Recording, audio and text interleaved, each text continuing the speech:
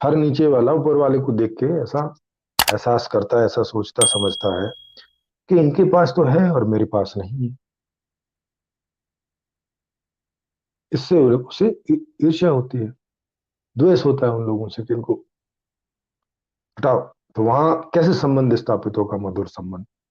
तो आप देखते हो कि संबंध परक जो जीवन है वो बिल्कुल खराब हो गया होता है, घर में भी खराब हो गया होता है। अब जो सिस्टर है वो देख रही है कि भाई के ऊपर सारा खर्चा हो रहा है, उसके ऊपर सारा ध्यान दिया जा रहा है, मैं तो जैसे हूं ही नहीं, मुझे तो जैसे दोयम दर्जे की सदस्य माना जा रहा है घर की, कि भाई से कुछ बचेगा तो मेरे ऊपर कुछ खर्च होगा।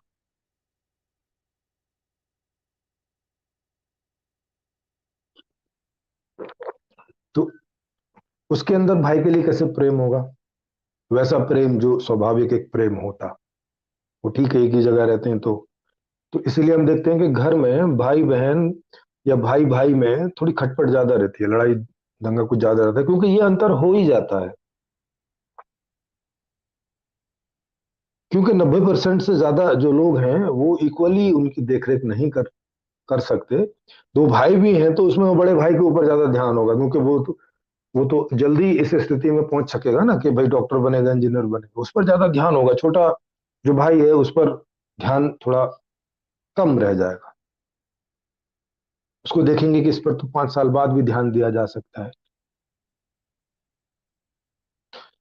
तो इन सब चीजों से क्या रहता है कि सारे घर के जो सदस्य हैं उनकी हालत खराब होती है, मतलब उनके आपस में संबंध खराब होते हैं। अब जब एक जगह रह रहे हैं, संबंध ही ठीक नहीं है, तो वहां जो एक परिवार का आनंद होता है, जो परिवार का एक जॉय होता है, जो परिवार का एक सुख होता है, वो कैसे कैसे पैदा होगा? क्योंकि कोई चीज पैदा होगी तब ना हम उसका अनुभव करेंगे।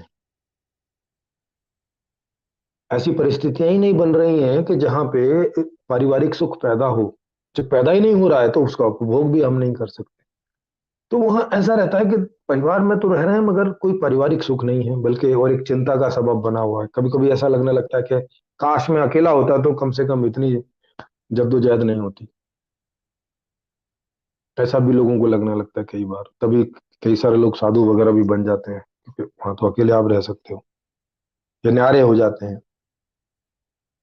जल्दी से शादी हुई, न्यारे हो जाते हैं एकदम से, क्योंकि परिवार बोझ लगने लगता है, क्योंकि उससे कोई सुख तो मिल नहीं रहा है। ध्यान वहां बराबर देना पड़ रहा है, माने इन्वेस्टमेंट बराबर करना पड़ रहा है, मगर कोई सुख नहीं मिल रहा है जिस उद्देश्य के लिए परिवार की स्थापना हुई, या लोग सोचते हैं कि परिवार इस बात के लिए होता है। तो अंदर सुख नहीं है, माने परिवार के अंदर, परिवार के बाहर सुख नहीं है।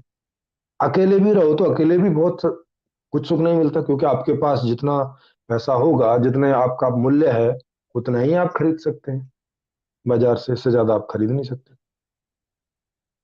मैंने दूसरे वाले उसमें, दूसरे में या तीसरे में बताया था कि आज आज का जो अर्थशास्त्र है वो इस प्रकार का है कि आप बिना पैसे के कोई वस्तु की मांग नहीं कर सकते। बिना पैसे के ना कोई वस्तु की मांग कर सकते हैं, ना किसी संबंध की मांग कर सकते हैं, क्योंकि यहाँ सब कुछ वैल्यूएशन वैल्यूएशन से ही चलता है, मूल्यांकन से ही चलता है। तो संबंध भी आपको बराबर वाला ही मिलेगा, मतलब जो आपका मूल्य है उसी की आप मांग कर सकते हो। उससे बड़े की मांग करोगे तो वहां आपको आपकी नजरें झुकी रहेंगी, सामने वाला आपको ऐसे करके ही देखेगा, वह आपसे बराबरी में व्यवहार नहीं करेगा। तो जितनी आपकी हैसियत होगी उससे ज्यादा आप ना संबंधों में मांग कर सकते हैं और ना वस्तु की मांग कर सकते हैं। और सारा का सारा जो सुख है, जो जितने भी आपके व्यक्तिगत, पारिवारिक, सामाजिक, सामष्टिक और ज्ञान का सुख, कर्म का सुख, भोगों का सुख, ये जितने भी प्रकार के सब आपको सुख मिलते हैं वो इन्हीं दोनों सोर्स से मिलते हैं।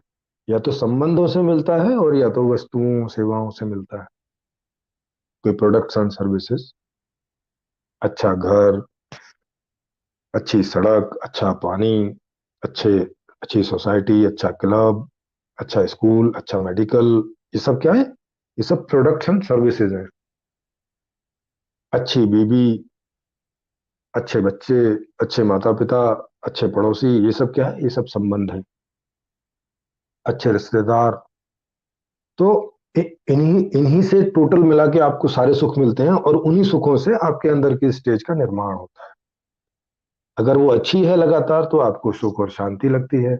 अगर वो अच्छी नहीं है तो दुख और अशांति रहती है। ये आपके अंदर में ऐसा बनता रहता है। सुख और शांति ही हम चाहते हैं। और सीधी सी बात है, शांति सुख की वजह से बनती है, और अशांति दुख की वजह से बनती है। तो जीवन का उद्देश्य मैंने आपको दूसरे वाले उसमें बताया कि वो है सुखी होना, हर प्रकार से सुखी रहना।